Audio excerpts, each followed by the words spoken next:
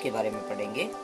व्यक्तिवाचक संज्ञा यानी व्यक्तिवाचक संज्ञा, व्यक्तिवाचक संज्ञा।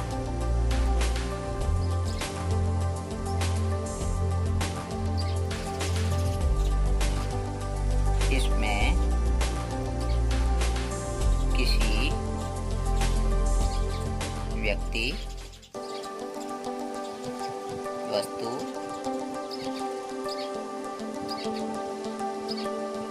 व स्थान के नाम, स्थान का नाम पता चलता है।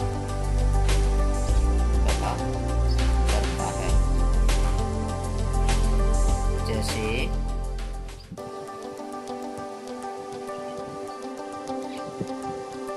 मोहन,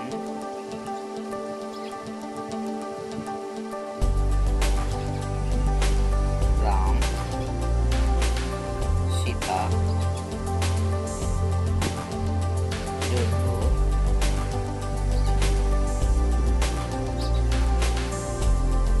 दिल्ली,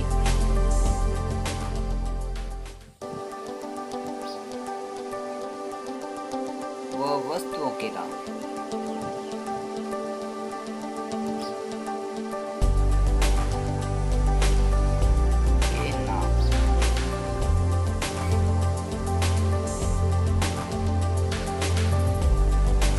दूसरा है जातिवाचक संज्ञा, जातिवाचक संज्ञा, जातिवाचक संज्ञा। देखिए बच्चों, जातिवाचक संज्ञा में, जातिवाचक संज्ञा अर्थात किसी जाति या समूह का बोध कराते हैं, जो शब्द किसी व्यक्ति, वस्तु या स्थान की संपूर्ण जाति का बोध कराते हैं। जो किसी व्यक्ति, वस्तु, व्यक्ति, वस्तु व स्थान की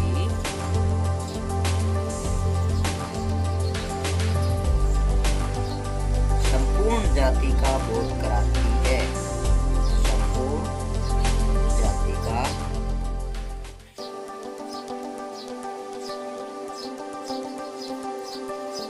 बोध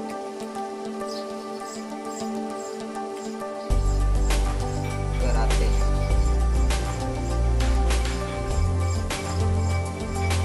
जैसे अब मैं आपको उदाहरण के जरिए बताऊंगा कि किस तरह से जातिवाचक संज्ञा को पहचान कर सकते हैं।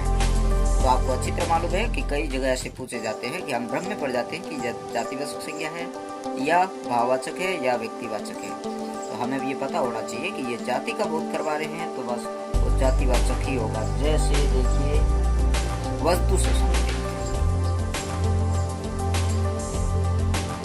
अब मोबाइल का ये पता नहीं है कि मोबाइल कौन सा है, किसी कंपनी का नाम नहीं है, केवल मोबाइल जाति का बोध करवा रहा है। उसके बाद कार, और कार की भी कोई कंपनी का पता नहीं है कि कौन सी कंपनी की है, किस कंपनी की नहीं है, बस कार है, संपूर्ण कार जाति का बोध करवा रही है। और उसके बाद में चाय, अब चाय कौन सी कंपनी की है ये कोई पता नहीं है, लेकिन ये पूरी संपूर्ण चाय की जितनी भी कंपनियां हो सबका बोध करवा रही है। और इसके साथ ही पुस्तक, अब कौन सी पुस्तक है, रामायण महाभारत जो भी है, उन पुस्तक का बोध भी करवाती है पुस्तक। और इसके साथ ही अन्य वस्तु की भी बोध करवाते हैं। तो ये केवल जाति का बोध करवाते हैं, लेकिन उस वस्तु का नाम नहीं बताया जाता है इसमें। उसके बाद में है स्थान से संबंधित, मैं आपको बताना चाह रहा हूँ स्थान के बारे में। गांव, अब कौन सा गांव है ये नहीं बताया गया, यहाँ गांव का है। शहर है, गांव, शहर, मोहल्ला,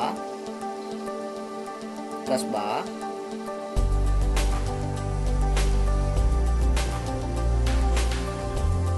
या स्कूल।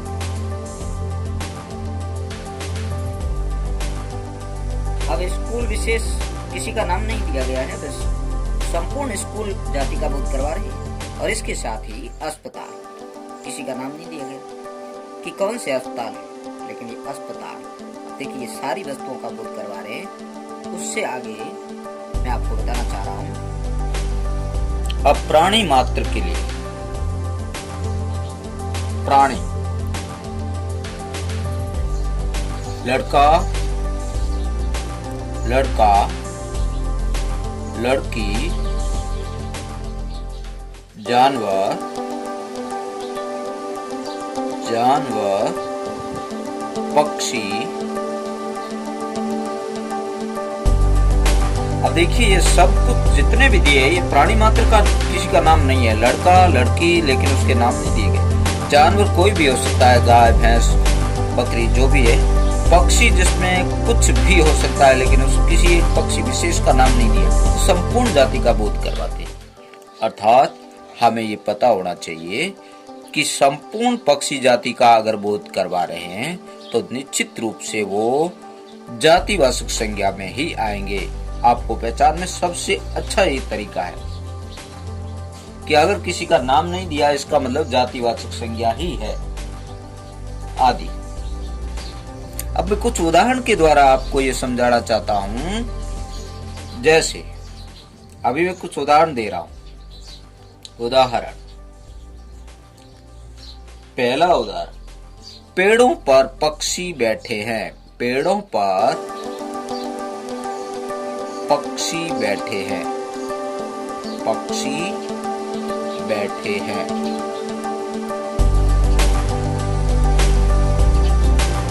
समझिए इसके अंदर पक्षी शब्द, ये पक्षी शब्द है जातिवाचक संज्ञा। पेड़ों, किसी पेड़ का नाम नहीं दिया है, ये भी आपके जातिवाचक संज्ञा है।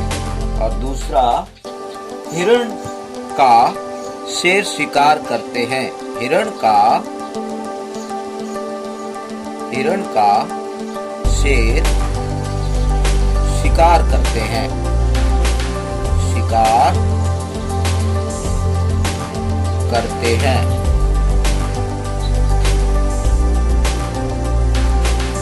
अब इसमें भी हिरण का नाम नहीं दिया, न ही शेर का नाम दिया, तो ये दोनों ही जातिवाचक संज्ञा है। अर्थात इस उदाहरण के माध्यम से आप अच्छी तरह समझ पाएंगे कि कौन सा जातिवाचक संज्ञा का उदाहरण है। अब तो आपको और भी अच्छी तरह मालूम होगा कि कौन सा व्यक्तिवाचक संज्ञा है और कौन सा जातिवाचक संज्ञा। चलो आगे चलते हैं और बताते हैं भाववाचक संज्ञा के बारे में। देखेंगे भाववाचक संज्ञा के बारे में।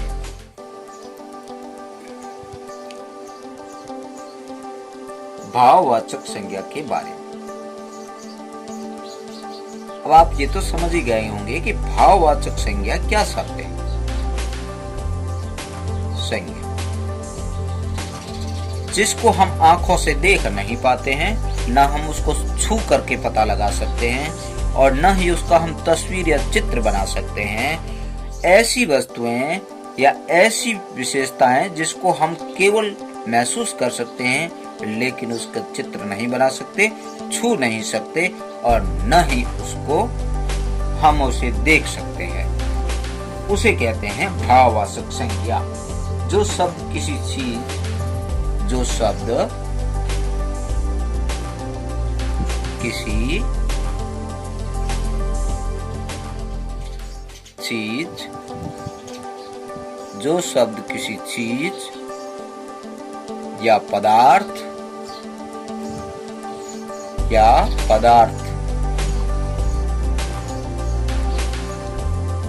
की अवस्था, पदार्थ की अवस्था या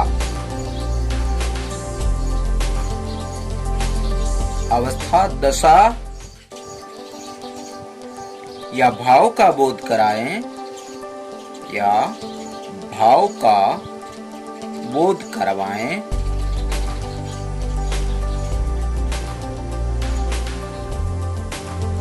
या कराते हैं,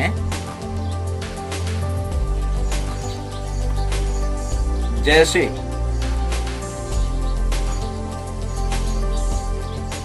बचपन।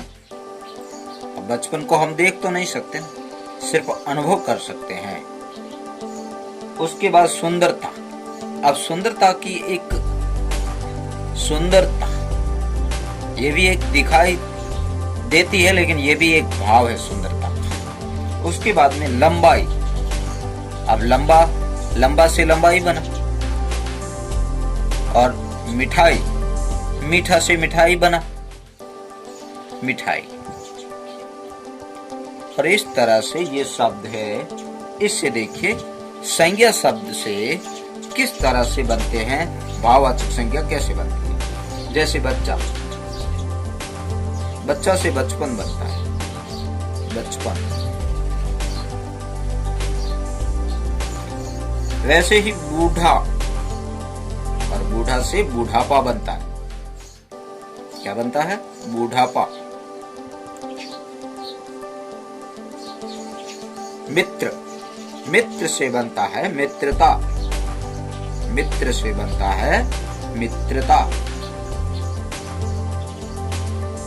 और वैसे ही शत्रु से बनता है शत्रुता, शत्रु से बनता है शत्रुता। मोटा से मोटापा, क्या बनेगा? मोटा से मोटापा बनता है, मोटापा। अब आप समझ गए होंगे कि किस तरह से भाववाचक संज्ञा बनती है। और इस चतुर से चतुराई बनता है, चतुर से चतुराई बनती है, चतुराई, चतुराई। मानव से मानवता बनता है, मानव। और इससे बनता है मानवता, मानवता। देखिए सबसे बड़ी बात है, अब आपको समझ में आ गया होगा कि किस तरह से भाववाचक संज्ञा पीछे, जैसे ये मानव से मानवता है, चतुर से चतुराई है, बच्चा से बचपन है, बूढ़ा से बूढ़ापा है, मित्र से मित्रता है, शत्रु से शत्रुता है, और मोटा से मोटापा है। बस ठीक इसी तरह बच्चे आराम से इसे पढ़ते हुए पूरा एक बार रिवीजन भी अवश्य करें। और इसे पढ़ने के बाद में अपने तक नहीं, अपने दोस्तों को भी शेयर करें, सब्सक्राइब करें। और भी ऐसे वीडियो देखने के लिए इसे समय समय पर सब्सक्राइब करते रहें, ताकि आपको इससे संबंधित और भी वीडियो मिलेंगे, और वो भी अच्छी तरह से मिलेंगे। जय हिंद।